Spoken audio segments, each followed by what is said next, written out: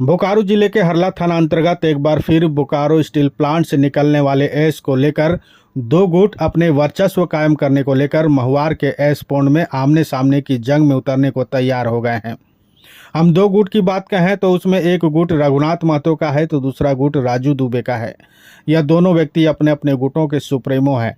इन दोनों ने अपने अपने समर्थकों के साथ अपने बाउंसरों को ऐश पौंड के जंगी मैदान में उतार रखा है।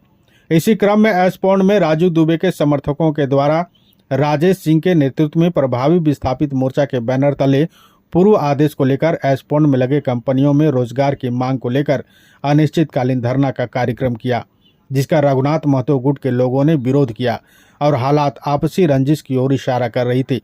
बिगड़ती स्थिति की सूचना मिलते ही हरला थाना प्रभारी अनिल कच्छप अपने दलबल के साथ ऐश पौंड पहुंचे और समझाने का प्रयास किया गया। पुलिस अधिकारी ने ऐश पौंड के गंभीर हालात को देखते हुए अपने उच्च पुलिस अधिकारियों से बातचीत की और वस्तु स्थिति से परिचय कराया। पुलिस के अधिकारियों ने दोनों गुट के तनाव एवं हालात को देखते हुए चास अनुमंडल के सीओ राम सेवक शाह को मजिस्ट्रेट बनाकर महुआर के ऐश पौंड भेज दी। सीओ द्वारा ऐश पौंड में अनिश्चितकालीन धरना पर बैठे लोगों से बातचीत की गई और मामला को सुलझाने का प्रयास किया गया। उन्होंने धरने पर बैठे लोगों को कहा कि आप अपना मांग पत्र हमें दें। धरने में शामिल लोगों को उन्होंने आश्वासन देते हुए कहा कि मांगों पर विचार करेंगे। साथ ही साथ धरने पर बैठे आंदोलनकारी को आदेश दिया गया कि आप अपना धरना स्थगित कर दें।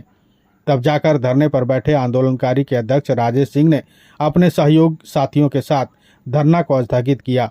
साथ ही साथ मीडिया से बात करते हुए राजेश सिंह ने कहा कि अगर हमारे मांगों पर जिला प्रशासन और बीएसएल प्रबंधन गंभीरतापूर्वक विचार नहीं करती है तो पुनः हम अनिश्चितकालीन धरना देने को विवश होंगे।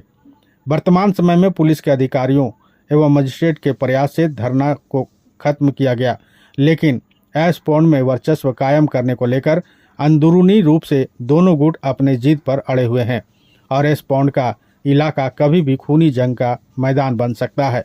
ऐश पौंड में वर्चस्व को लेकर अब देखना यह है कि पुलिस के अधिकारी दोनों गुटों को किस तरह समान पटरी पर लाने में कामयाब होते हैं और कितना हद तक दोनों गुट जंग को रोक पाने में सफल होते हैं।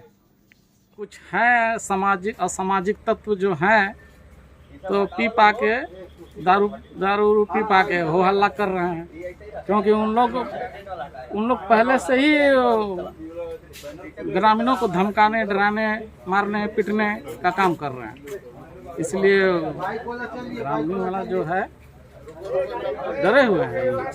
रोजगार के लिए हम लोग धरना दिए थे और सीओ साहब जी से आश्वासन मिला है कि आप लोग को रोजगार मिलेगा। तो आज एक दिवसीय धरना हम लोग संपन्न कर रहे हैं।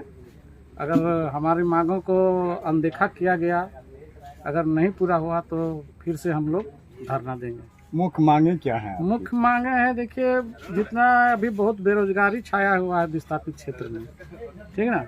जैसे कि ऐश पौंड में बहुत सी सारी कंपनियां आई हैं तो सबको किसी खास वर्ग को ही नौकरी यहाँ मैंने मिल रहा है काम, बाकी सब ये है। तो हम लोग इसी के लिए कि रोजगार और जो मूलभूत सुविधाएं हैं विस्थापित क्षेत्र का वो चाहिए। जैसे हमें नहीं पता है ज़्यादा, लेकिन हमको मास्टर बनाया गया था। अब इसे अपनी मांगों को रखते हुए हमें ज्ञापन सौंपा है।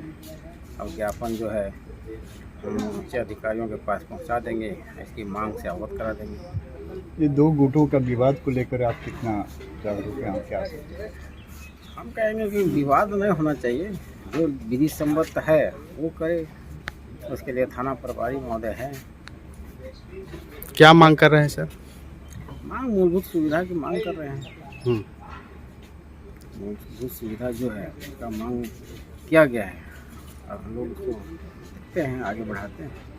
विवाद के पीछे में क्या कहीं मैनेजमेंट का भी आपको लगती भूमिका है? ये अभी हमारे सामने तो विवाद नहीं आया है ना। विवाद तो हम जानते भी नहीं कि विवाद